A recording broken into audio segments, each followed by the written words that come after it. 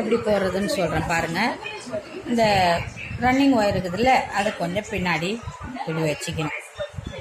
சரியா? இப்படி மடித்து வச்சுக்கோங்க. ஃபஸ்ட்டு தொடங்கணும் இல்லையா, அந்த பூவை இப்படி ஒரு இன்ச்சு அளவுக்கு தூக்கணும். சரிதா?